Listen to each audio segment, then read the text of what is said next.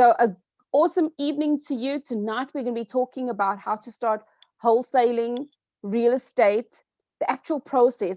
What is it that we start looking out for? What are the things that are important when it comes to wholesaling within real estate? So there's a number of things I first want to answer, because this week, or should I say in the last 8 days, I have received quite a few messages, emails. I've done a few discovery calls, like jumping onto the Zoom meeting and having a meeting with a few people that are interested in property wholesaling, and really just getting through the nuts and bolts. And there's a couple of things that I picked up that were quite common across many of these phone calls. And so I thought, let me first answer this, right? So firstly, let's answer the first one. The first one is, do I have to find an investor first or a buyer first, or or could I just go ahead and find the deal? So the answer to both of these questions is yes. And I'm going to unpack that one. Samuel, hello, hi. Thank you so much for dropping that hello, hi. So firstly, you can find a deal before you find an investor. So what is a deal? A property investing opportunity in this particular space is referred to as a deal, right? So when you hear me saying deal, I want you to envision that you have found a property and that there's potential money to be made from this particular property. So the question has been asked, so do I have to find the investor first, or do I have to find the deal first? And in the classroom, I was taught that you find a deal and the money will come. And that particular method did work. However, what I found over time is that when I started meeting investors, I started having this conversation. So it went something like this. Hi, my name is Genevieve, and I am a sourcing agent. So there's a thin line between sourcing agent and property wholesaler, same shoes, different socks, or should I say two different languages, two different countries. Huh? Anyway, I'm sure you're going to catch it as I go along. So nonetheless, in these networking events like SAPIN, which is SA Property Investors Network, or EPIC, or even going through to Toastmasters, or whichever networking space I would go to, I would introduce myself as somebody that helps property investors find property deals that give them a good return on investment, meaning a good profit, right? So what I would then start finding is like, hey, I went for a training and this is what I'm struggling to do, is find a deal. And then I would match up with people like that, right? So having that conversation literally put me in a space of, now I'm getting to know a lot more investors. It's really wise not to have one investor. It's really wise to increase your space. But all it takes generally is just that one investor to believe in you and your deal, for you to actually feel like, you're worth your salt. So yes, you can find a deal first. But my encouragement is that when you are looking for a deal, look for property that's less than 500,000. The common myth in property wholesaling and in property in general is that if I find a property investing opportunity that is worth 1 million, then it means I'm going to get paid more. No, it is a myth. The money is really in where people are going to be renting. How many people do you personally know that will rent for 10,000 and above? And in that particular bracket range, you have to start thinking, who then would be the niche market for that investor? So that's question number one. The second question I came up on is like, Jen, I'm so scared to go and view a property because I'm not prepared to sign an offer to purchase. And I'm like, but you don't have to. And it was quite an interesting space for me to hear a couple of people actually breathe like, oh, I don't have to sign an offer to purchase straight away. So what is an offer to purchase? The offer to purchase is a document or a contract that a seller and a buyer has to sign in order for that particular transaction to happen, meaning that the seller is agreeing that the buyer, whatever they're selling and the buyer is buying, right? So at the end of the day, you do not need to go and sign an offer to purchase when you first look at the property. So for some of you that may have felt like that, I'm really, really hoping that that is going to help you. Go and view the property personally, and from training that I've been through, we are always encouraged to go multiple times. Over the years, I have a process.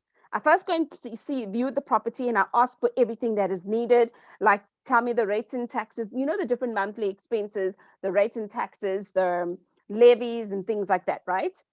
And then I'm committed to being honest and transparent with the real estate agent in the language we're both going to understand. And the one language is simply this: I will get back to you within the next 24 hours to let you know my next move.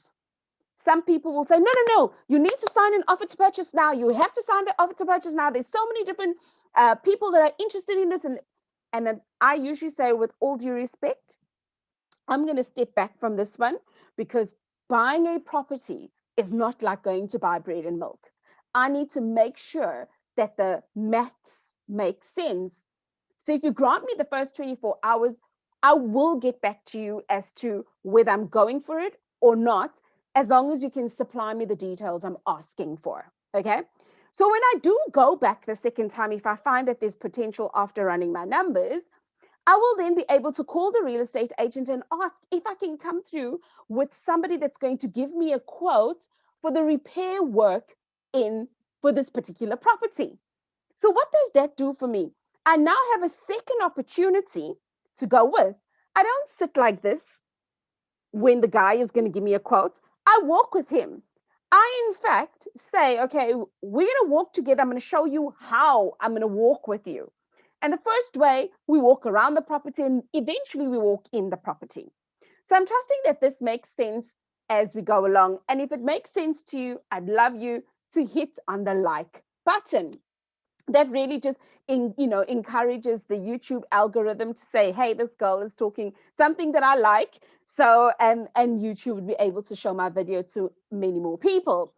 But nonetheless, in this particular process, now when I get the quote, when I get home, I'm then able to put those details of what the guy is going to give me for the quote to fix the property. So do you see that you don't have to commit straight away on the offer to purchase? And this is where I believe the rubber hits the road. There are two ways you can go after this. Once you've gone to see the property the first time, the second time. If you have got connections with, property investors or buyers that are interested in this type of deal, you can now go and say, I'm coming through with my business partner who's potentially the one that's going to sign on the dotted line. I learned that one on, or should I say on the ground, on the field, in the field, in the field. That's what I'm looking for. I learned that one in the field. Why? Because I'm not going to commit my life to anything. An offer to purchase is a legally binding document. So I really need you to see the big picture in this, right? So if you are going to sign an offer to purchase, you need to understand that offer to purchase. And that can take a whole 2-hour discussion. Okay. So I'm not going to unpack it right here, but I need you to understand on the offer to purchase, if you are somebody that's going to sign it, I beg of you, please understand the offer to purchase. And that is something on a whole new ball game.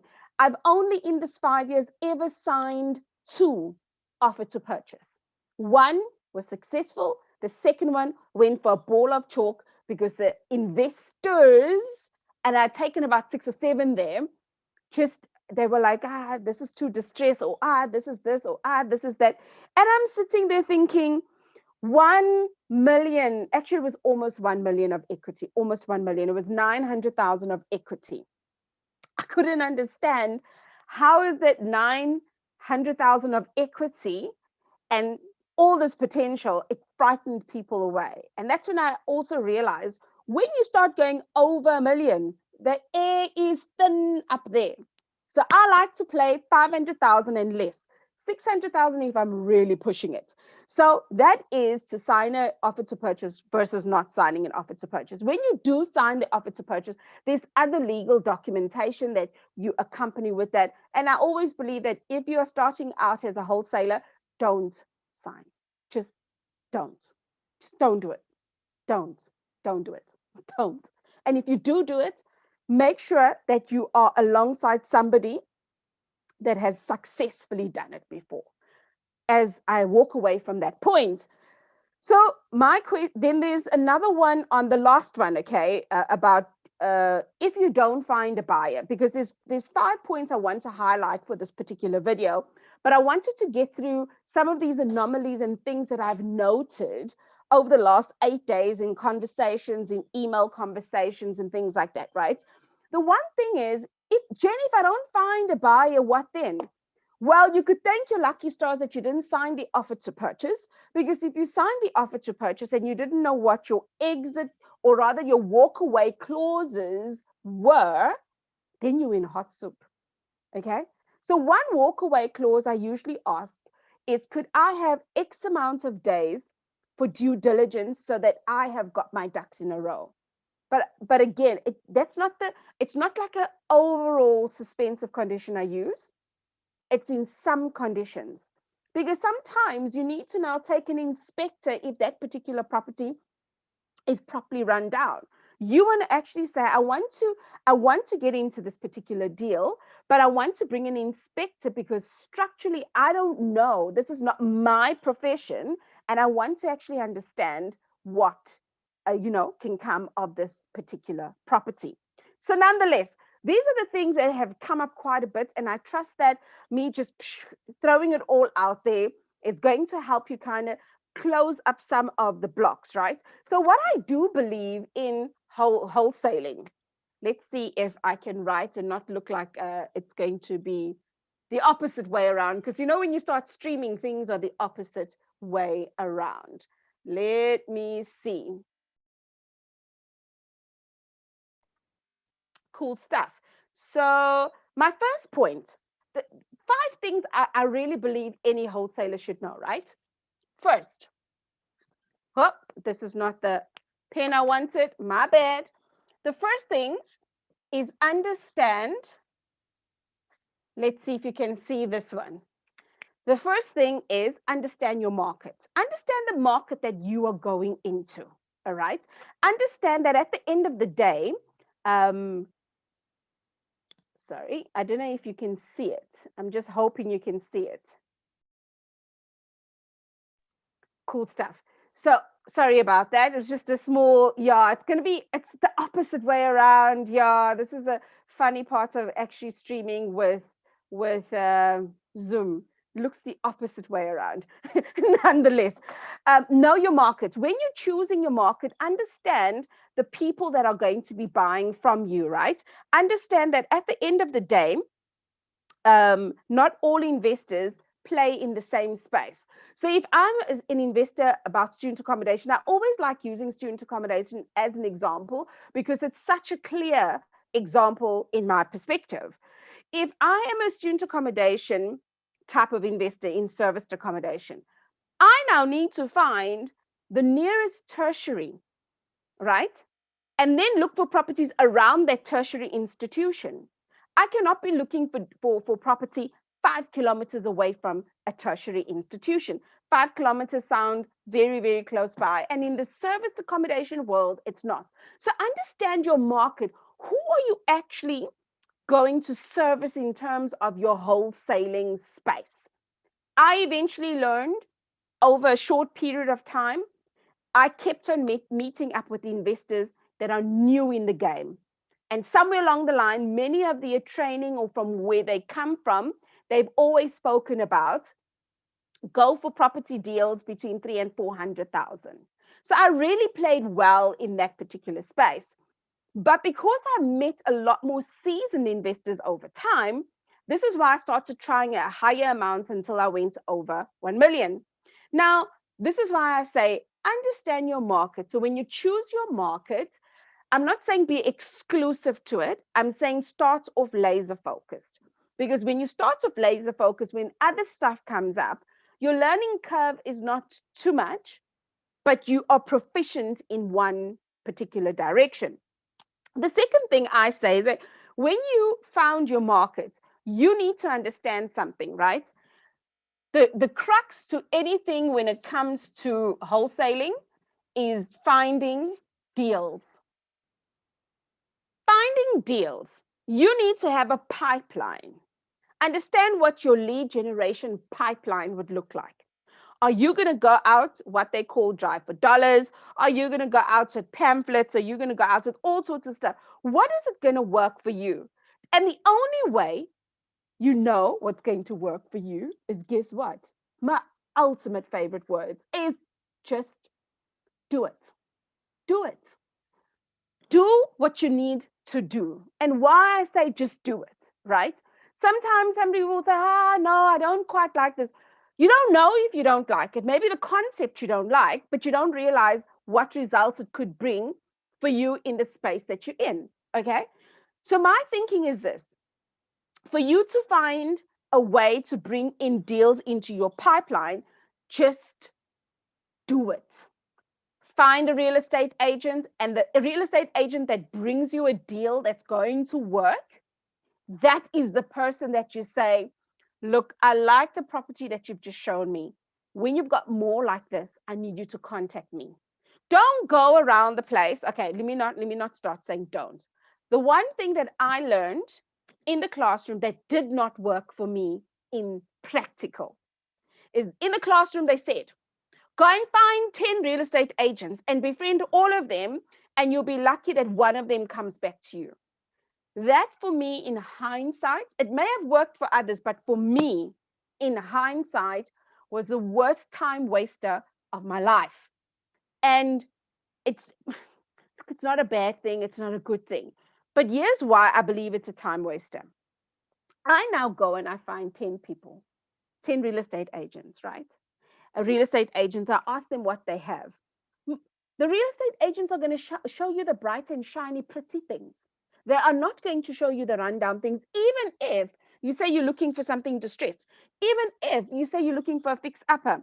They're going to show you to what they think is a fix upper versus what you are actually looking for.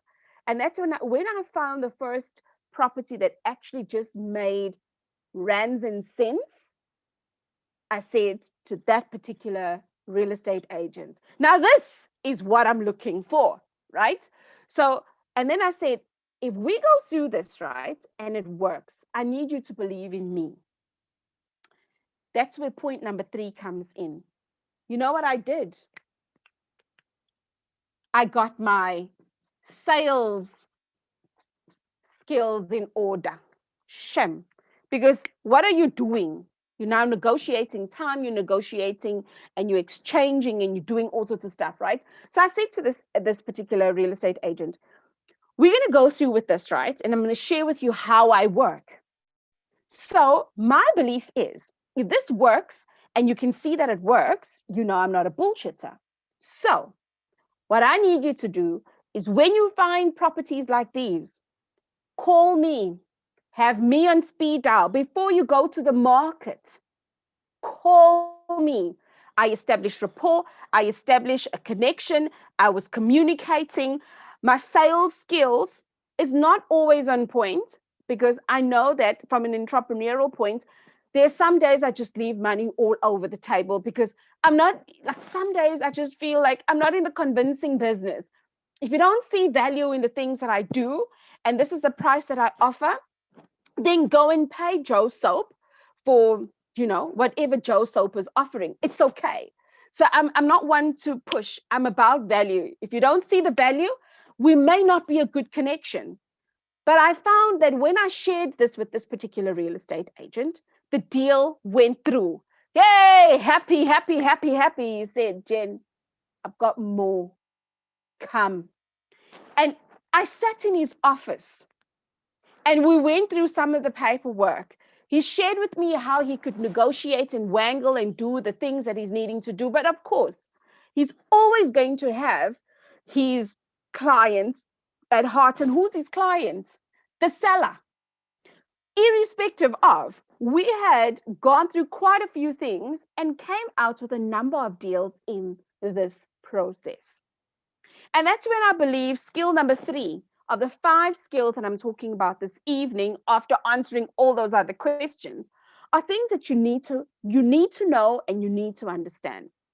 Now, the fourth skill, what I do believe is finding investors / finding buyers, right? So if I'm talking about finding buyers, sometimes those buyers, I'm just going to do it like this, right? Sometimes those buyers don't necessarily have to be investors. They could just be somebody that's trying things out and they want to, kind of get ahead in property. Sometimes, and in fact, this is true to two of my students. Sometimes my student will then ask me, Jen, I want to buy my first house. I want to stay in it, but I want to use these property skills for my benefit. And I'm like, okay, do you, boo? I'm not about to stop you. Okay. And so my students have done that. They've bought a property. In fact, wait, let me tell you this. This one is a juicy one. I think some of you are going to like this one. Here's a juicy one. Juicy one. So before these two got married, right? Let's, for the sake of this conversation, instead of call them girl and boy, let's call them Jack and Jill for the sake of this conversation. So Jack and Jill were having a conversation and they said, well, we need some money to renovate, and we also need some money for the wedding, because there was lobola and things that were happening, and there's some of the honeymoon things. And Jill is progressive. She was like, hey, what about culture? What? I'm not going to bring that conversation here. But the two of them decided to put their heads together because they had gone through for property training. And so Jack and Jill went to go and find this property, right? We came back, we ran the numbers. It wasn't quite meeting standard. But here's the awesome part. They said, Jen, from a rental point of view, yes, we could get there. But in the next year to 2 years, we actually understand where we are, and we're willing to take that risk that right now, from a rental strategy point of view, we're not going to cash flow from day one. And if we had to rent out this property, we're okay to subsidize 200 Rand. That was their story. And I'm like, you know what, guys? You know the principle, but you know your story. So Jack and Jill comes and says, we came to an agreement that we're going to do what we call a back-to-back deal. So Jack was not able to afford as much as Jill would. Jack was his credit scoring was slightly damaged somewhere. Long story short, Jack signed the first offer to purchase. And Jack said to the seller, can you give me 7 days to raise the money? If I don't raise the money, would you be comfortable that I then go for a bond? In that 7 days that they asked to, he asked for this time, it was in fact to do the due diligence. He brought in a property inspector. They did what they needed to do. They were very comfortable with where they were going to, right? And then Jill, so Jack signed the offer to purchase with the seller. Ne? Now on paper, not processed yet, Jack sold the property to Jill, slightly over market value, right? These two offered to purchase because of training. They had gone through to a lawyer that deals in property law and also understands what a back-to-back deal is. And they'd gone, presented their case, boom.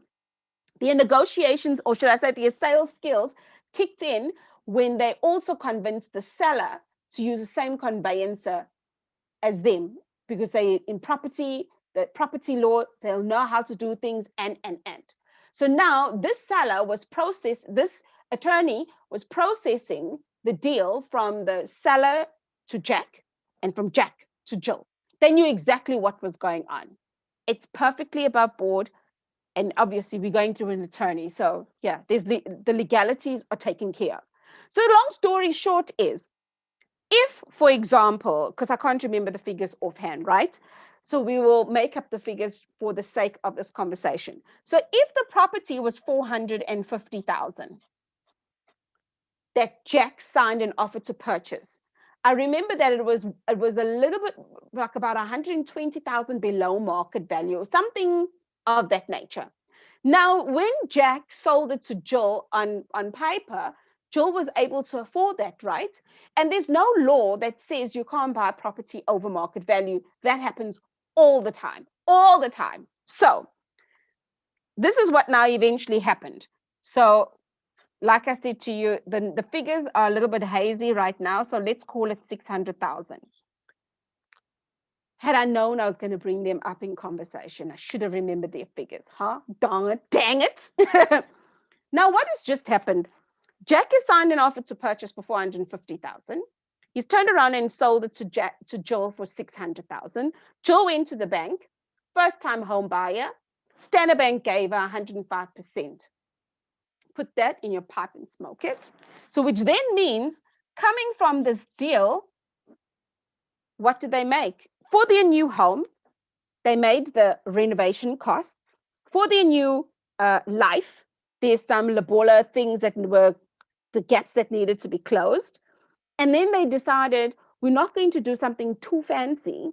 And they went on a cruise, which was something like what, 15,000? I don't know. I don't remember ever going on a cruise. So it's something like that.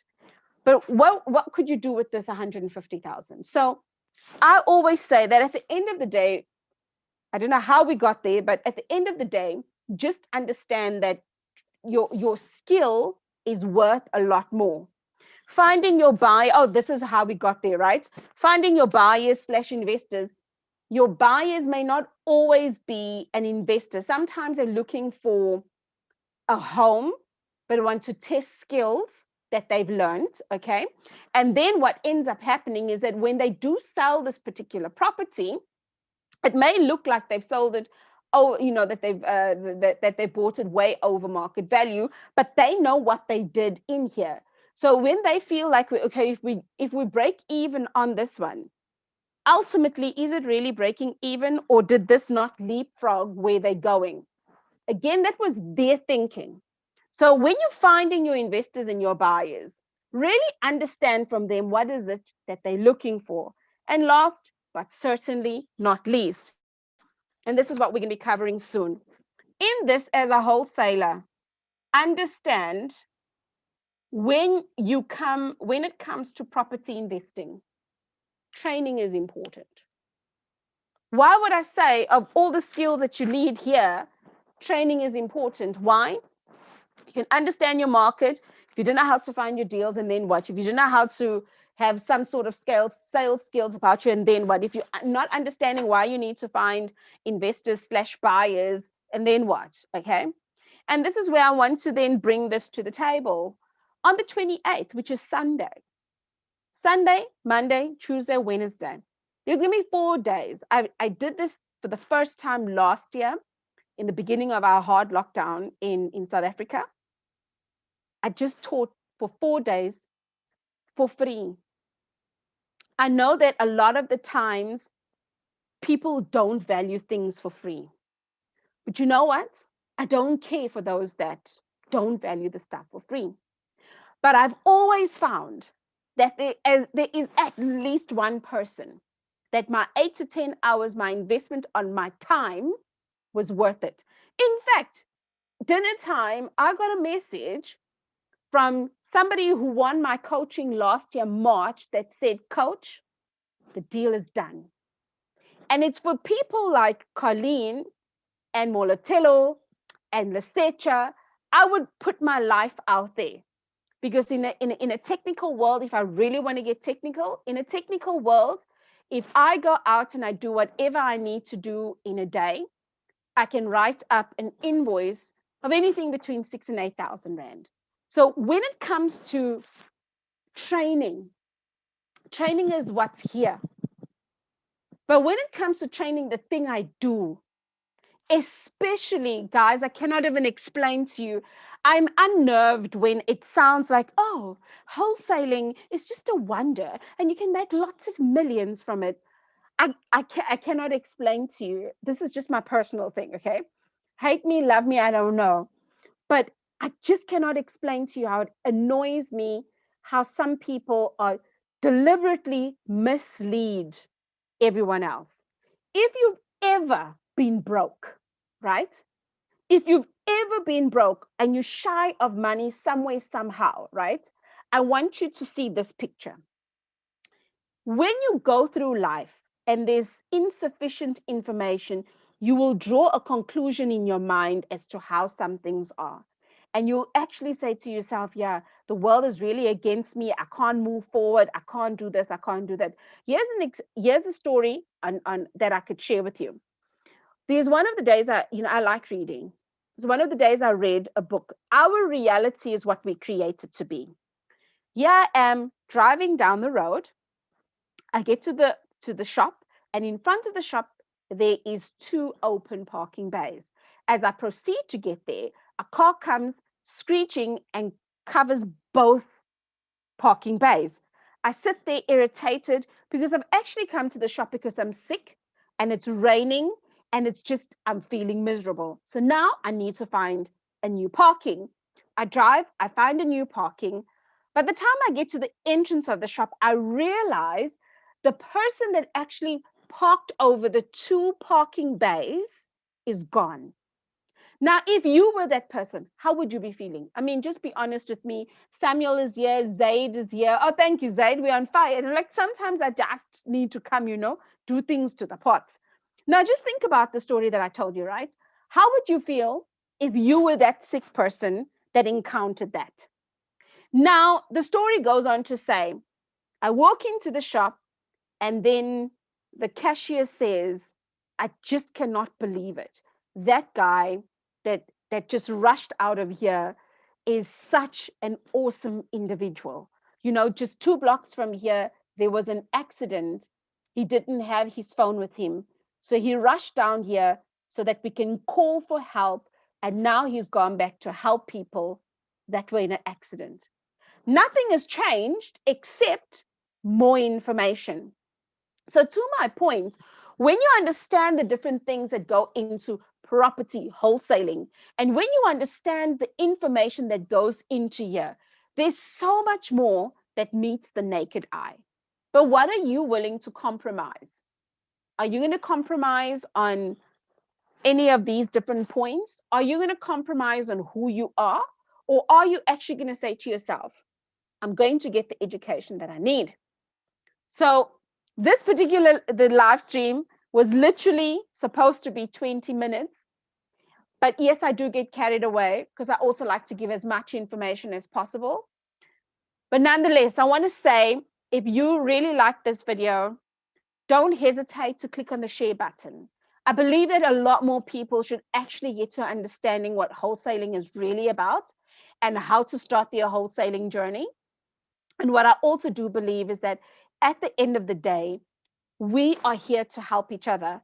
And I look forward to helping you in the best way that I can from Sunday. So will I see you on the 28th of March, right here on YouTube, or alternatively, if you've registered, you'll get the link to come into Zoom, but we'll also still be right here on YouTube. And let's put it out there. Invite your friends, sit down and think about the people that you've been wanting to do life with in property. Invite them, send them the link to register for them if you need to. What I will do is from Wednesday, which is actually from Thursday, from tomorrow, you'll get daily reminders about the training. So I certainly look forward to serving you. If you've got any questions, drop them down in the comments below, whether you are watching the replay or you here live. And at the end of the day, what I will do is I promise to get back to view this and answer your questions where applicable. So take care, be strong, God bless, and see you on Sunday. But Friday, I should be dropping a video too, but see you on Sunday.